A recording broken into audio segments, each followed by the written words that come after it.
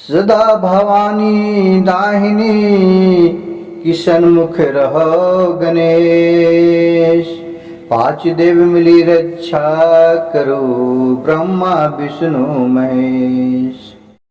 गुरु भाई गुरु बहन, आज एक कहानी माँ दुर्गा माँ के सुनाने जा रहा हूँ। कहानी को कृपया ध्यान पूर्वक सुनिएगा। जो भी इस कहानी को मन धन और पूरा अंत तक सुनेगा उसे धन धान की वृद्धि होगी और सुख की प्राप्ति होगी। दुर्गा माँ की कथा कहानी भजन ध्यान से सुनिएगा। नवरात्रि का दिन आया हुआ है, इसलिए भजन को बीच में छोड़ने का कदापि गलती नहीं कीजिएगा। एक गुरु भाई ब्राह्मण और ब्राह्मणी रहते थे। बेचारी बहुत ही गरीब थे। एक टाइम खाते थे तो दूसरे टाइम खाने के लिए उन्हें सोचना पड़ता था। उनका एक बच्ची थी। बच्ची के प्यार से दुर्गा दुर्गा नाम कह के पुकारती थी। कहती थी कम से कम दुर्गा नाम धर देती हूँ, कम से कम इसी बहाने दुर्गा माँ के तो नाम याद आ जाएंगे। जगजननी माँ दुर्गा भवानी, देवों में देव महादेव, सबसे सर्वश्रेष्ठ, सब माँ देवियों में देवी माँ दुर्गा हैं, जो शक्ति का भंडार जिनके पास है। दुख को नाश करने वाले, पाप को नाश करने वाले माता भवानी। तो नित्य दिन वो काम करते थे। बेचारे बहुत गरीब थे। तो ब्राह्मण को धीरे धीरे उसका जो बेटी थी दुर्गा, वो धीरे धीरे शान हो गई। अब उसकी जो दुर्गा थी अपने पिता से बोले कि पिताजी, आप तो जितना भी हम लोग के कमा के लाते हैं सब तो खत्म हो जाता है, खाए पिए में हम लोग रह जाते हैं।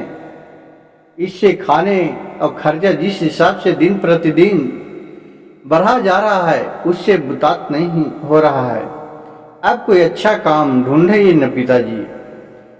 तो दुर्गा की बात सुनकर के ब्राह्मण बोले कि बेटी, मैं क्या काम करूं, मैं उतना पढ़ा लिखा नहीं हूं कि जो दुर्गा नवरात्रि का दिन चला, नवरात्र का भी पूजा पाठ करा सके। उसमें बहुत सा नियम धर्म होता है। जो भी अगर ब्राह्मण गलती से मंत्र पढ़ता है या उसे ध्यान भटकता है तो उसका जो भी गलती होता है दुर्गा पाठ में, तो उसका उस ब्राह्मण को भुगतना पड़ता है। तो दुर्गा बोली, देखिए जिस तरह से वो दुर्गा थी बेचारी बहुत सच्चे मन की थी और माता भवानी को नित्य दिन सुबह उठकर प्रणाम करती थी। लेकिन गुरु भाई गुरु बहन, देखिए बच्चे लोग में भगवान का रूप होता है, क्योंकि उसके पास छल कपट नाम का चीज नहीं होती है। इसीलिए कुमारी लड़की को दुर्गा माँ की समान, वैष्णवी का समान दिया गया है। लोग नौ कन्या को दान भोजन कराते हैं, क्योंकि उनके अंदर जो कुमारी कन्या रहती है उनके अंदर नहीं छल रहता है, नहीं कपट रहता है। वो सदैव ही सच्चे दिल का आदमी होते हैं। तो देखिए दुर्गा माँ की वो बहुत ही परम भक्त थी। जो दुर्गा थी, जिस तरह से उसका दुर्गा नाम थी, उस तरह से वो बहुत ही दुर्गा माँ को नित्य दिन उठ करके परम भक्त थी, प्रार्थना करती थी, उनको ध्यान करती थी। माता जगदम्बा को ध्यान करती थी, बोलती थी माता हमें सत्य मार्ग पर सच्चे रास्ता दिखाए, मेरे वचन में आप सत्य भाषा भरिए माँ। और आराधना करके बोली कि मेरे पिता तो बहुत ही कम कमाते हैं माँ, अब गुजारा बसल चलना मुश्किल हो रहा। जिस तरह से महंगाई हो रहा है कि मोबाइल का बिल अलगे, बिजली बिल अलगे बढ़ रहा है, सारी तरह को महंगाई बढ़ रहा है और कमाई ज्यों के त्यों है पिताजी के। तो एक दिन ब्राह्मण से वो दुर्गा बोली कि पिताजी,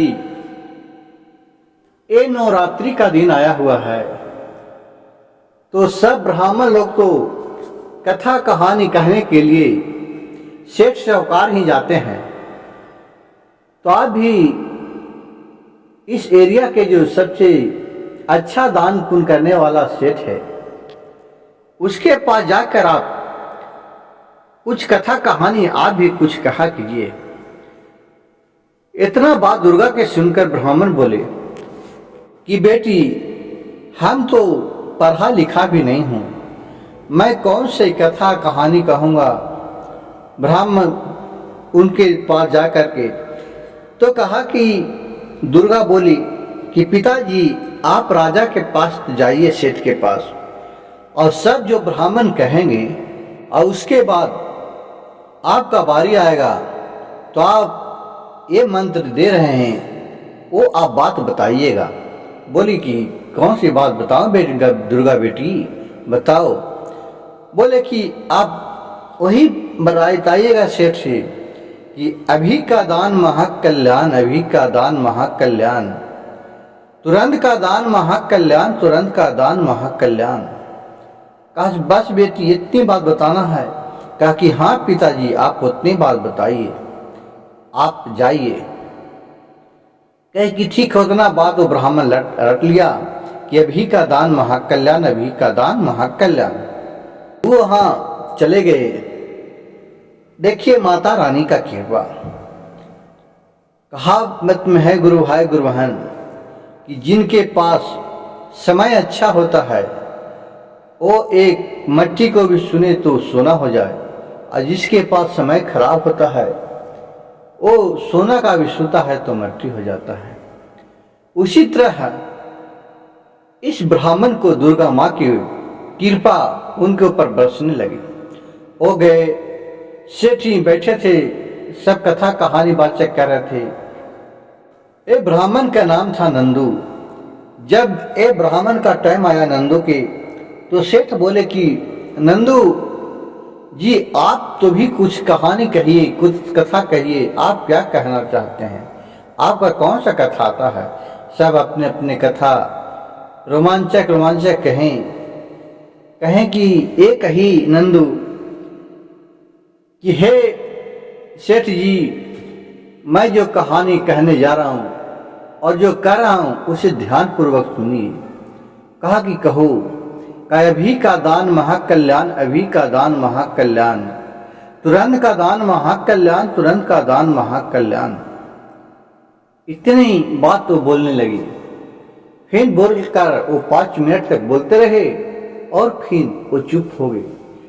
फिर सभी लोग को, पंडित जी को, अगर सभी को सेठ ने 5500 रुपया दिया और नंदू को वो इस बात पर उसको बहुत अच्छा लगा कि अभी का दान महाकल्याण, अभी का दान महाकल्याण। कहा कि चलो अभी दान कर देता हूँ, क्या कल्याण होता है। तो उसको 1000 रुपया दिया और फिर वहाँ से सभी लेकर के खुशी खुशी अपने घर चले आए। वहाँ आए तो उसका दुर्गा बेटी थी जो बोली कि पिताजी, आज आपका कथा सेठ जी ने कैसे सुने, कैसा लगा उनको। कहा बेटी, उनको तो कथा और आपका जो मंत्र दिया वो बहुत अच्छा मंत्र था। यही मंत्र खाली कहें तो उन्होंने सबको 5500 रुपया दिए, लेकिन हमको 1000 रुपया दिए। तो दुर्गा बोले कि कहे ना पिताजी कि कम से कम जाइए, आप दुर्गा माँ के नाम लेते जाइएगा। नवरात्रि चल रहा है, वो शक्ति का देवी हैं, उनसे बड़ा कोई नहीं होता है। उनके पास शक्ति का भंडार है, उनका सभी पर दया बरसाते हैं, दुखिया को दुख दर्द दूर करते हैं, अत्याचार लोग को, पापी लोग का पाप नाश करते हैं।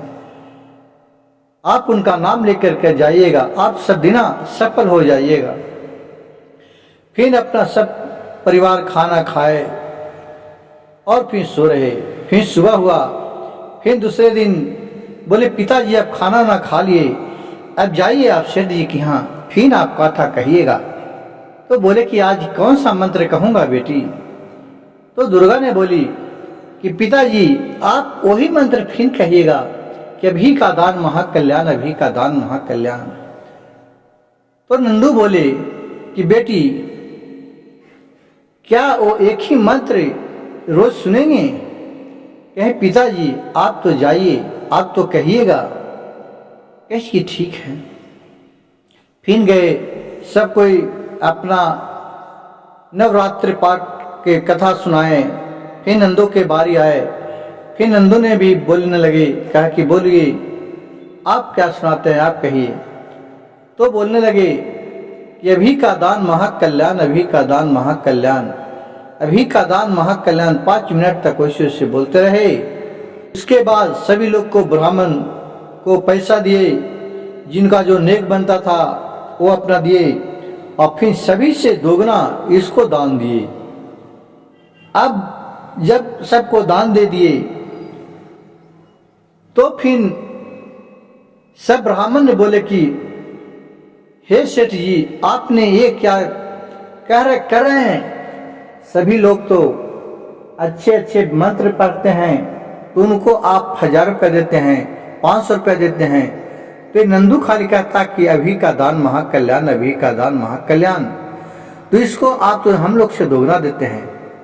ऐसा क्यों? कौन सा इस मंत्र में राज की छिपा हुआ बात है? इसका मतलब क्या होता है?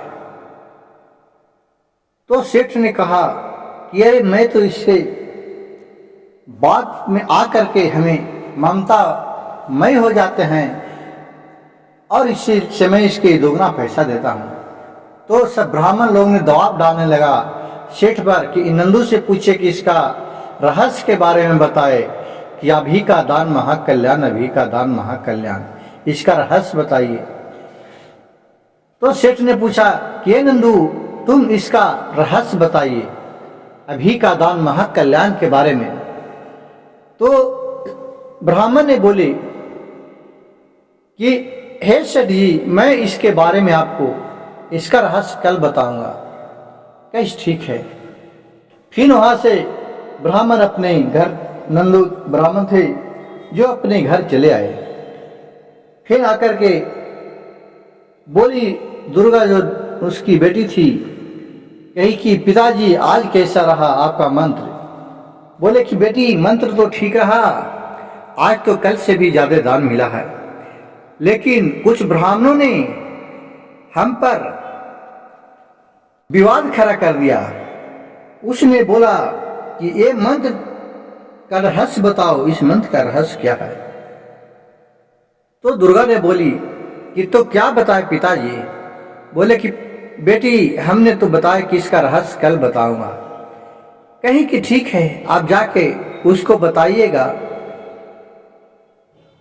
कि आप अपने जो फुलवारी है वहां आप 3 बजे भोर में जाइए, आपका सारी रहस्य वहीं आपको मिल जाएगा। कहा कि इतने बात बताना है? तो बोले कि हाँ पिताजी, आप उस सेठ से एकांत में जाके बुला के बोलिएगा। कैसी? ठीक है। वो जो सेठ था उसका बहुत ही वो दान दक्षिणा में उसका मन लगता था। माता रानी की कृपा से उसका भरा भंडार था, किसी चीज का भी कमी नहीं था। गुरु भाई गुरु बहन देखिए, जिसके पास तो संपत्ति रहता है उसको दान दक्षिणा कितने होते हैं कि देवे करते हैं, उनके पास खुला भंडार रहता है। वही माता रानी की कृपा से भंडार कभी खाली नहीं होता है। वैसा लोगों को, और जो मन में छल कपट करते हैं उसका भंडार ज्यादा दिन तक भरा नहीं रहता है। फिर वो दूसरे दिन गए ब्राह्मण, सबको कथा कहा। फिर यही मंत्र नंदू ब्राह्मण ने भी कहने लगे सेठ जी से कि अभी का दान महाकल्याण, अभी का दान महाकल्याण। तो बोले सेठ जी कि नंदू तुम इसके रहस्य हमको बताओ आए। तो सेठ जी से नंदू बोले कि सेठ जी आप थोड़ा साइड में चलिए, हम आपको मंत्र बताते हैं। तो सेठ जी को उधर ले गए घर में दूसरे कोने में, और सेठ जी को बोले कि देखिए सेठ जी, इसका रहस्य जानना है तो आज 3 बजे भोर में आप अपने फुलवारी में जा करके चुपचाप माता रानी का ध्यान लगा के बैठ जाइएगा। सब आपको वहीं रहस्य का मालूम हो जाएगा। कहे कि ठीक है। उतना कह करके ये अपने नंदू घर चले आया। सेठ जी को उस बात पर ध्यान लगा हुआ था। वो रात में सुते नहीं, माता रानी को ध्यान लगा रहे थे। और जैसे ही 2:30 बजा तो आधा घंटा पहले ही जा करके अपने बगीचे में माता रानी को ध्यान लगाकर बैठे। वहां देख रहे हैं जैसे 3 बजा, वैसे ही धर्मराज वहां अपने विमान लेकर के पहुंचे। विमान लेकर के पहुंचे और वहां उसी विमान पर इसको बैठा लिए और वहां से सीधे स्वर्ग लोक लेकर चले गए। वहां देख रहे हैं कि एका पर एक बहुत सा में महल लग रहा है, महल बन रहा है, सोफा सेट लग रहा है, नौकर नौकरानी सभी महल में है। और लेकिन वहां बहुत सा उसका राजा नहीं है। बहुत सा काम हो रहा है कि जो काटा कुछ है उसको सरियावल जा रहा है, उसको बिना हुआ जा रहा है। नल्ली पगल्ली बहुत जगह देख रहे हैं कि जिसे हम लोग गुरु भाई गुरु बहन जो सपने में देखते हैं उसी तरह के वो मतलब कि जाके अपना देख रहा है। उसका पदक्ष में जिंदे स्वर्ग लोग चले गए और वहां सब देख रहे। तो फिर वो धर्म गुरु से पूछे कि हे धर्मराज, ये सब क्या देख रहा हूं? ये जो महल बन रहा है, यहाँ दास दासियां हैं, ये सब है, लेकिन यहाँ रहने वाला कोई राजा नहीं है। और उधर देख रहा हूं कि यहाँ काटा कुछ पूरा बिनल जा रहा है, पूरा काटा कुछ सरियावल जा रहा है, कहूँ डोली सरियावल जा रहा है। इसका रहस्य बताइए। तो धर्मराज ने बताया कि देखिए जो ये महल बन रहा है, जो पृथ्वी लोक पर एक सेठ है, जो सेठ का नाम था वही सेठ का नाम वो बताए धर्मराज, उसी का नाम लेकर के कि वो बहुत दानी है, वो बहुत धर्मी है, वो गरीब पर बहुत दया करते हैं, जिसके लिए यह महल बन रहा है। उसका जब मृत्यु होगा तो इसी जगह वो आके यहाँ राज करेगा।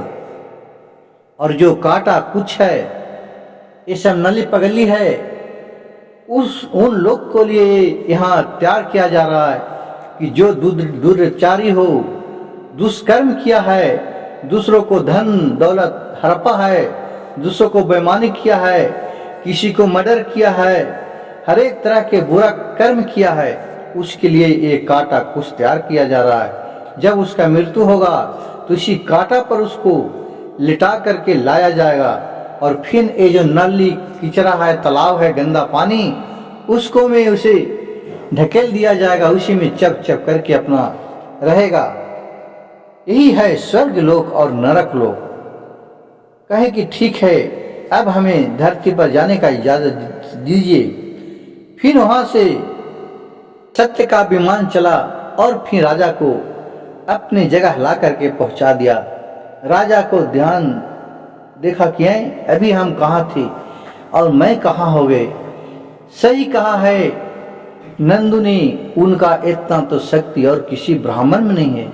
सब तो लोभ पर लोभ है, लेकिन आज तक नंदू किसी से कुछ नहीं मांगा, हमसे भी नहीं मांगा। जो भी हाथ उठा के दिए वो खुशी खुशी ले ले चल गया, नहीं किसी के बात पर विवाद किया, नहीं कुछ किया। फिर वो दूसरे दिन आए, फिर तीसरे दिन तो फिर वही बात कहे, अभी का दान महाकल्याण, अभी का दान महाकल्याण। फिर भी सबसे जितना और ब्राह्मण को दान मिला था उससे दोगुना रकम नंदू को मिला और फिर खुश खुश गए। फिर सब ब्राह्मण ने बोले, इसे क्यों आप ज्यादा दे रहे हैं, इसका रहस्य क्या है? बोला कि इसका रहस्य के बारे में मैं जान गया। तुम लोग को जितने दे रहे हैं उतने हंसी खुशी ले जाओ, तुम लोग आशीर्वाद दो कि हमारे पास माता रानी की कृपा से सारा भंडार भरा रहे, ताकि आप लोग को हम सेवा करते रहें। यह बात सुनकर सब ब्राह्मण ने उन्हें बहुत सा धैर्य मनोकामना से बात दिए और गुरु भाई गुरु बहन मेरे माता रानी का भजन अगर अच्छा लगे तो मेरे भजन को सुनने वाले भी माता रानी की कृपया बने रहे। कथा कहने और सुनने वाले सब पर माता रानी कृपया बरसाए लगे। हर हर महादेव, घर घर महादेव। जय दुर्गा महारानी, जय माता रानी, जय देवी माँ। मेरे वीडियो कथा कहानी अच्छा लगे तो एक लाइक, सब्सक्राइब, शेयर जरूर कीजिएगा।